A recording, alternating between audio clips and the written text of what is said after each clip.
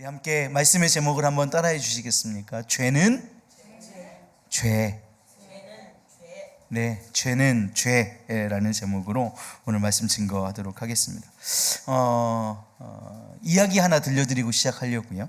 여러분, 쥐 있잖아요. 쥐, 생쥐.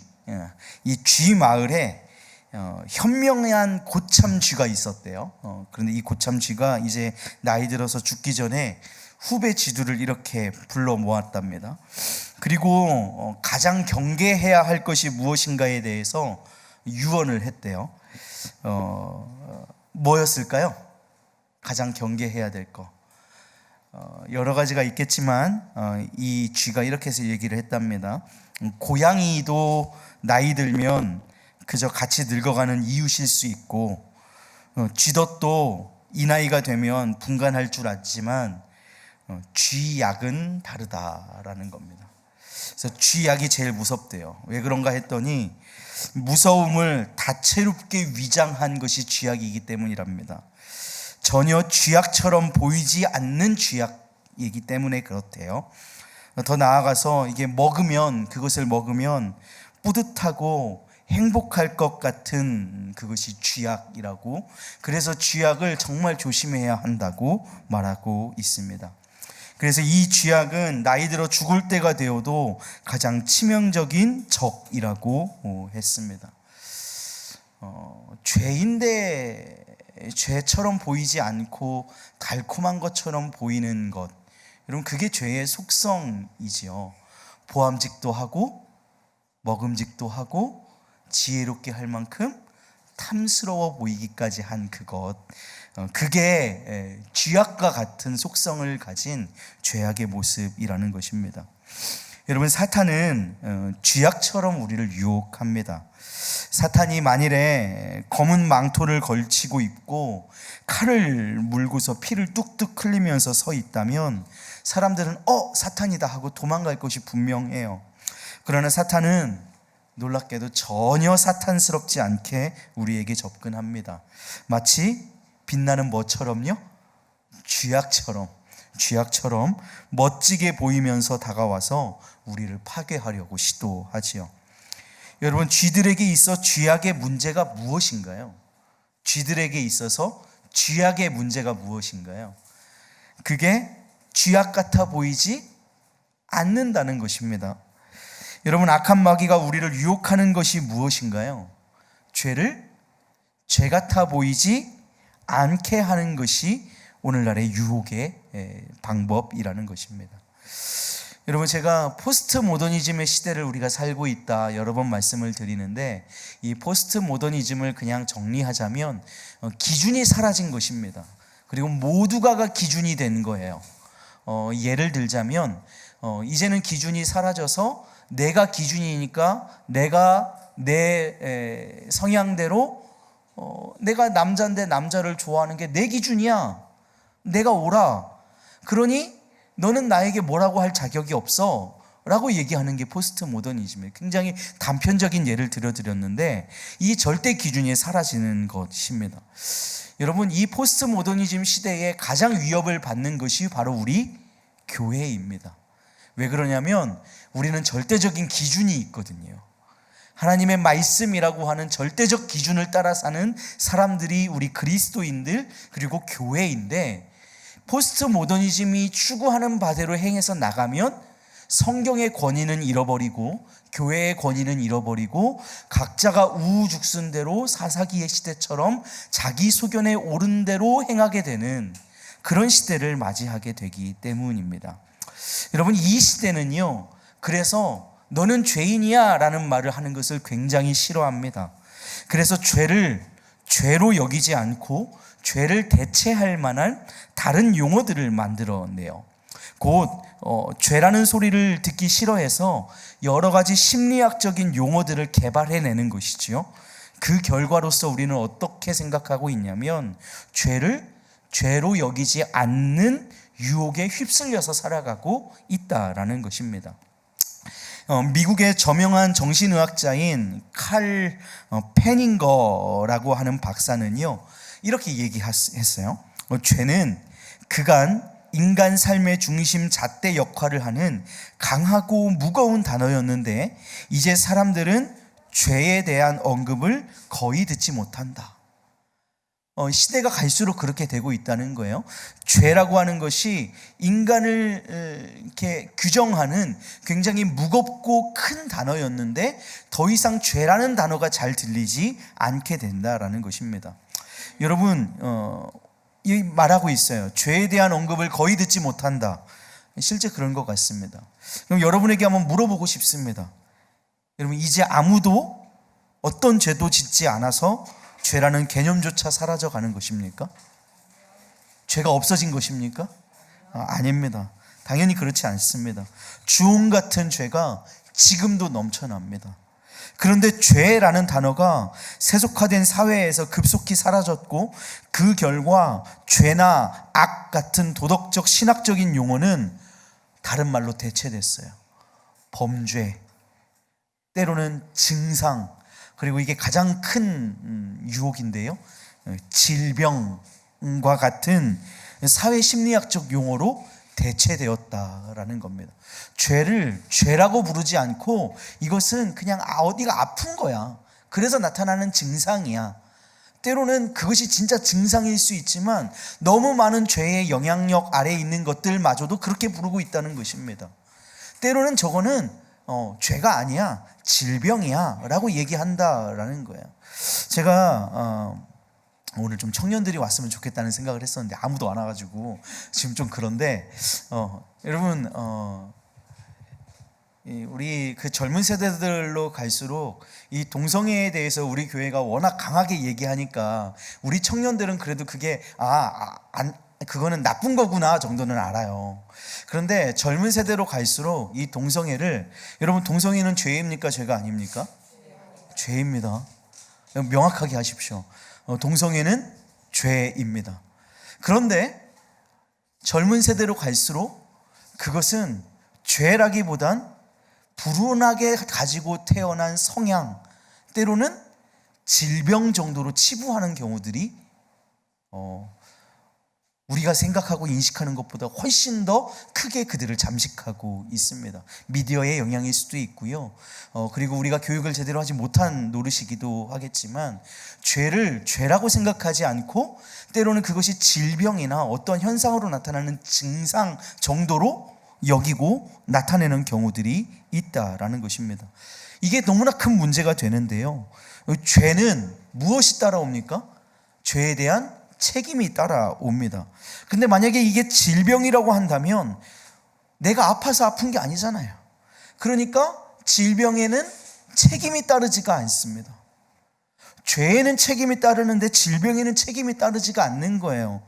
그러니까 이들이 죄라는 단어를 표현하기보다 이건 질병이야 라고 생각하는 것이 그들에게 너무나 홀가분한 일이 된다라는 겁니다. 이 칼 메닝거는 이렇게 얘기하고 있어요. 죄를 인정하는 것이 개인과 사회의 정신적 도덕적 회복의 시작점이다. 그러니까 질병 아니고 증상 아니고 죄를 죄라고 얘기하는 것이 우리 모든 사회의 시작점이 될 수 있다라고 얘기하고 있는 것입니다. 이 퓰리처 상을 받은 미국의 시인이자 동화 작가인 이 필리스 맥긴리도 이렇게 얘기합니다. 죄를 질환으로 보는 것은 악마의 가장 잔인한 최신 무기다. 오늘 무슨 말씀을 드리고 싶으신지 이제 이해가 되시죠? 죄는 무엇입니까? 죄입니다. 죄는 죄예요. 그리고 죄를 죄라고 얘기할 수 있어야 하고 해야 합니다. 그런데 죄를 죄라고 여기지 않는 순간부터 우리의 심령은 양심의 화인 맞은 자 같아서 더 이상 회개할 것도, 주님의 보혈을 의지할 것도, 은혜를 은혜로 여기는 것도 메말라 버리게 된다라는 것입니다. 사랑하는 여러분, 성경에서 말하는 죄는 죄인 것입니다. 이것은 증상이나 질병이 아닙니다. 한번 따라해 주시겠습니까? 죄는 죄입니다. 그래요. 죄를 인정하지 않는 것은 곧 하나님을 인정하지 않는 것이고, 죄를 인정하지 않는 것은 내게 더 이상 하나님이 필요하지 않다는 고백이기도 한 것이지요. 여러분, 우리가 죄 때문에 고난 당하면 무조건 회개해야 합니다. 우리가 죄를 지었다면 회개해야 합니다. 나의 죄에 대한 책임을 다하신 나 대신, 나를 대신하여서 내가 짊어져야 할 죄의 사망을 감당하신 우리 예수 그리스도 앞에 나와서 나의 죄를 고백하고 자백하고 그분의 긍휼을 구하고 마음을 돌이켜 주께 다시 서기로 결단해야 하는 줄로 믿습니다. 그 모든 게 무엇으로부터 시작됩니까? 죄를 죄로 보는 데서부터 시작한다는 것입니다.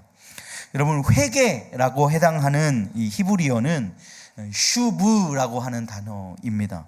이 단어인데 이것을 헬라어로 바꾸면 메타노이아라는 단어로 설명할 수 있어요. 이게 이 단어의 뜻을 보면요, 우리의 생각과 마음을 바꾸어 잘못된 길에서 돌이켜 방향을 전환하는 것입니다.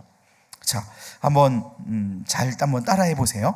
생각과 마음을 바꾸어 잘못된 길에서 돌이켜 방향을 전환하는 것. 예, 이게 회개입니다. 그런데 만약에 회개가 성립되려면 내 생각과 마음을 바꾸어야 해요. 그런데 잘못된 길에서 돌이켜서 방향을 전환해야 되는데 내가 잘못되지 않았어요. 그러면 돌이킬 이유가 있을까요? 없다는 거죠. 그러니까 죄를 죄라고 인식하는 것에서부터 은혜가 시작되고, 죄를 죄라고 말하는 것에서부터 회개가 시작되고, 죄를 죄라고 말할 수 있어야 우리에게 은혜가 부어진다라는 것입니다. 죄 때문에 고난을 당하면서도 회개하지 않으면 답이 안 나오는 거예요. 여러분, 죄의 해결은 회개입니다. 회개만이 죄에 대한 해답일진데, 죄를 죄로 보지 않고 질병으로 보고 증상으로 보고 다른 처방을 내놓으면 여러분, 이게 답이 나오지를 않는 거예요. 전혀 다른 답을 얘기할 수밖에 없다는 거죠. 여러분, 오늘 본문 말씀을 한번 돌아가 볼게요. 본문 말씀 한번 보세요. 다만 내 고집과 회개하지 아니한 마음을 따라 진노의 날, 곧 하나님의 의로우신 심판이 나타나는 그날에 임할 진노를 내게 쌓는도다. 너의 고집과 회개하지 않는 마음을 따라. 왜 고집 부립니까? 왜 회개하지 않아요? 내가 옳기 때문에 그렇습니다. 내가 이미 의롭기 때문에 그렇습니다. 나는 죄인이 아니기 때문에 그렇습니다. 죄를 죄라고 여기지 않기 때문에 그렇습니다. 그렇기 때문에 고집 부리는 거예요. 그렇기 때문에 회개하지 않는 것입니다. 그 진노의 날에 하나님의 의로우신 심판이 나타나는 그날에 그들에게 임할 진노가 있습니다. 그것은 6절, 하나님께서 각 사람에게 그 행한 대로 보응하시는 것입니다. 죄를 죄로 여기지 않는 자는 그 죄로 말미암아 자신의 죄값을 영원한 생명 가운데 치러야 할 것입니다. 그러나 죄를 죄로 여기고 마음을 돌이켜 하나님께로, 우리의 잘못된 길을 돌이켜 하나님께로 우리의 시선을 맞추는 그들은 하나님의 놀라운 은혜의 보좌에 함께 주를 찬미하는 자리에 서게 될 줄로 믿습니다. 사랑하는 여러분, 회개해야 삽니다. 믿으십니까? 회개해야 삽니다. 회개해야만 심판을 피할 수 있습니다. 죄를 죄라고 고백해야 합니다. 질병 따위로 치부해서는 안 됩니다. 죄는 그만큼 치명적이기 때문에 그렇습니다. 사회심리학적으로도요, 그 알코올 중독자를 치료하는 과정 가운데에 알코올 중독자를 치료하는 첫 번째 시간에 하는 일이 있답니다. 그건 뭐냐면 고백하게 하는 것입니다. 나는 알코올 중독자입니다 라고 말하고 그것을 시인하고 그것을 자각하는 것에서부터 치료가 시작된답니다. 이 사람이 나 알코올 중독 아닌데요? 라고 계속 얘기하고 고집을 부리면 치료가 들어갈 수가 없다는 거예요. 그런데 그가 치료받기 위해서 첫 번째 하는 일이 무엇이냐면 나는 알코올 중독자입니다 라고 자각하고 고백하고 얘기하는 것에서부터 치료가 시작된다라는 거죠. 마찬가지로 우리의 영혼의 회복, 영혼의 치유도 어디에서부터 시작되냐면 나는 죄인입니다 라고 하는 우리의 고백으로부터 시작된다라는 것입니다. 사랑하는 여러분, 저는 죄인입니다. 그리고 여기 모인 우리 모두는 죄인입니다. 오늘 우리가 다시 죄를 죄라고 고백하는 자리에 서기를 원합니다. 우리는 다 죄인인데 너무 죄인이 아닌 것처럼 살다가 우리 신앙의 밑바닥을 보고 있는 것은 혹시 아닙니까? 죄인이 아니어서 은혜가 없는 것은 아닙니까? 은혜가 떨어졌어요. 여러분, 그것의 원인이 무엇입니까? 실제로 하나님이 부어주시는 은혜가 없어서입니까? 아니요. 때로는 우리가 너무 의로워서이기 때문일 수도 있습니다. 죄가 있는데 죄를 죄로 여기지 않기에 은혜도 은혜가 아니게 된 것은 아닙니까? 양심에 화인 맞은 자 같은 우리의 심령에 주의 은혜의 단비가 내려서 다시 죄를 죄라고 고백할 수 있는, 그래서 그것이 우리에게 참 복이 되는 우리 우왕중왕 믿음의 식구들 모두 되시기를 주님의 이름으로 축복합니다.